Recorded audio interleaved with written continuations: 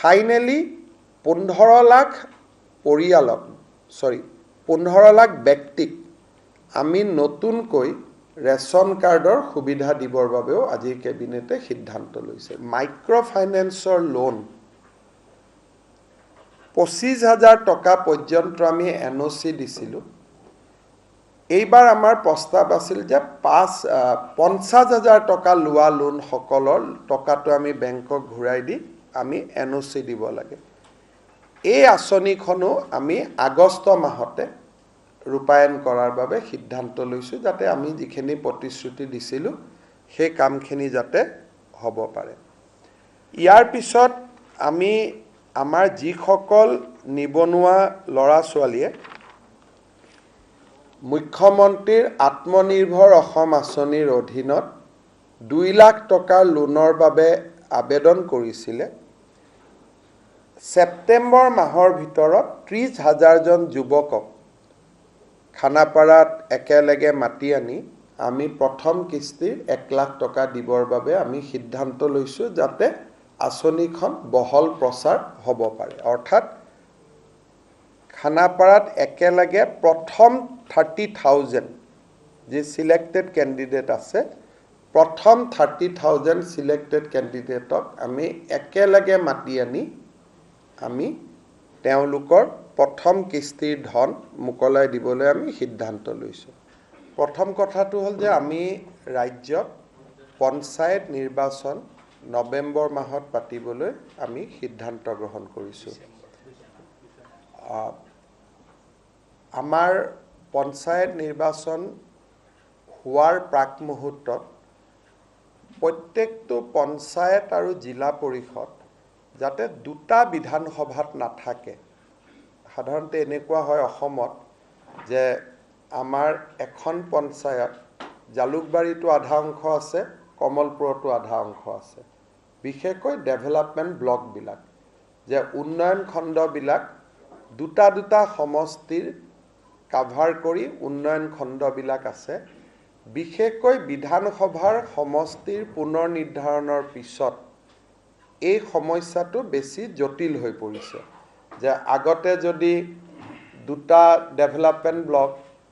এটা বিধানসভাত আছিল এতিয়া দুটা ডেভেলপমেন্ট ব্লকে চাৰিটা বিধানসভা সমষ্টিত স্পৰ্শ কৰিছে কাৰণ ডিলিমিটেশনৰ সময়টো ব্লক হিচাপত হোৱা নাই গাঁও হিচাপত হৈছিল সেই কাৰণে তাৰ আগতে আমি অসমত আটাইবোৰ ডেভেলপমেন্ট ব্লক নতুনকৈ পুনৰ নিৰ্ধাৰণ কৰিম আৰু সমষ্টি সমূহৰ পঞ্চায়ত জিলা পৰিষদ আৰু আঞ্চলিক পঞ্চায়ত সমূহৰ সীমাৰ পুনৰ নিৰ্ধাৰণ হ'ব আৰু এই পুনৰ নিৰ্ধাৰণৰ কাৰ্যসূচী আগষ্টৰ 30 তাৰিখে শেষ হ'ব 3 মাহ ক্লেইমছ অবজেকশন 3 মাহ থাকিব আৰু আগষ্টৰ শেষত শেষ হোৱাৰ লগে লগে সেপ্টেম্বৰ মাহত ভোটাৰ তালিকা আৰু অক্টোবৰৰ শেষ সপ্তাহত ইলেকশন নটিফিকেশন আৰু নৱেম্বৰৰ শেষ সপ্তাহ কৰবাত যদি ইলেকশন কমিশনে এটা দুটা দিন ডিসেম্বৰলৈকে যাব আমি এই সময়ছোৱাৰ ভিতৰতে ৰাজ্যত পঞ্চায়ত নিৰ্বাচন অনুষ্ঠিত কৰাৰ বাবে আমি সিদ্ধান্ত গ্ৰহণ কৰিছো দ্বিতীয়তে লোকসভা নিৰ্বাচনত আমি অৰুণোদয় আঁচনি সেচুৰেশন পৰ্যায়ত লৈ যোৱাৰ এটা প্ৰতিশ্ৰুতি অসমৰ ৰাইজক দিছিলো যে আমি যিমান পাৰো অৰুণোদয় আঁচনি আমি ৰাইজৰ মাজলৈ তাক সৰ্বাধিক পৰ্যায়ত লৈ যাম যাতে নোপোৱা মানুহৰ সংখ্যা কমি যায় তেনেকুৱা কৰিব হলে কিমান মানুহক এই আঁচনিৰ অধীনত আনিব লাগিব কিমান টকা ব্যয় কৰিব লাগিব এই গোটেই দিশটো চিন্তা কৰি আমাক এমাহৰ ভিতৰত এখন প্ৰতিবেদন দিবলৈ বিত্তমন্ত্ৰী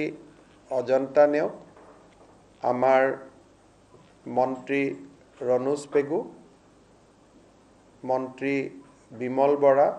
মন্ত্ৰী কেশৱ মহন্ত আৰু মন্ত্ৰী ৰঞ্জিত দাসৰ নেতৃত্বত আমি এখন কেবিনেট সাব কমিটি গঠন কৰি দিছো তেওঁলোকে এমাহৰ ভিতৰত আমাক পৰামৰ্শ দিব যে অসমৰ যদি প্ৰতিটো ফেমিলিকে আমি দিব লাগে আৰু প্ৰতিটো ফেমিলিৰ ডেফিনেশ্যন কি যে এজন বুঢ়া মানুহ আছিলে তেওঁৰ ল'ৰা ছোৱালী মিলি এটা ফেমিলি নে গোটেইকেইটা বিয়া হোৱা ল'ৰাক ধৰি এটা ফেমিলি দেউতাক মাকক লৈ এটা ফেমিলি নে গোটেইকেইটা বিয়া হোৱা গোটেইকেইজনী বোৱাৰী মিলি এটা ফেমিলি হ'ব বা গোটেইকেইজন বোৱাৰী বেলেগে বেলেগে এটা ফেমিলি হ'ব ফেমিলি ডেফিনেশ্যন আৰু আমি কিমান দূৰলৈকে আমাৰ ৰাজ্যৰ বিত্তীয় অৱস্থাই পাৰিব এটাতো সকলোৰে এটা লিমিটো থাকিব এটাতো এটা আঁচনিতে গোটেই টকা দিবও নোৱাৰে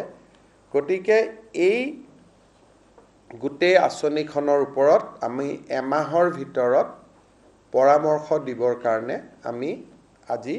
কেবিনেট উপসমিতিখন গঠন কৰি দিছোঁ আমাৰ চৰকাৰে ইলেকশ্যনৰ সময়ত আমি নিযুত মইনা বুলি আঁচনি এখনৰ কথা উল্লেখ কৰিছিলোঁ এই আঁচনিখনৰ অধীনত এইবাৰ যিসকলে হায়াৰ ছেকেণ্ডেৰী পৰীক্ষাত পাছ কৰি আৰু মেট্ৰিক পৰীক্ষাত পাছ কৰি কলেজত নামভৰ্তি কৰিলে ছোৱালীসকলে 10,000 আৰু 12,500 টকা লাভ কৰিব এই আঁচনিখনৰ কাঠামোটো আজি কেবিনেটে মঞ্জুৰি দিয়ে যিহেতু আমাৰ এডমিশ্যনবিলাক হৈ গ'ল আমি বিচাৰিছোঁ যে অন্তত অহা 2 মাহৰ ভিতৰত যদি তেওঁলোকে পইচাটো পাই যায় তেতিয়া ছোৱালীখিনিয়ে নিজৰ পঢ়াটো অব্যাহত ৰাখিব পাৰিব কিন্তু আৰু এটা আমাৰ মাজত পৰামৰ্শ আহিলে যে নহয় একেলগে 10,000 টকা দিব নালাগে মাহত 1,000 কৈ দিব লাগে লাগিলে টকাটো 12,000 হওক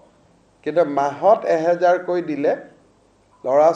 ছোৱালীখিনিয়ে টকাটো শিক্ষাৰ কামত লগাব কিন্তু একেলগে 10,000 পালে মোবাইলো কিনি ল'ব পাৰে গতিকে এই বিষয়টো আমাৰ ৰনোজ পেগু আৰু চন্দ্ৰমোহন পাটোৱাৰীক লৈ আমি কেবিনেট কমিটি এখন কৰি দিছোঁ অহা 7 দিনৰ ভিতৰত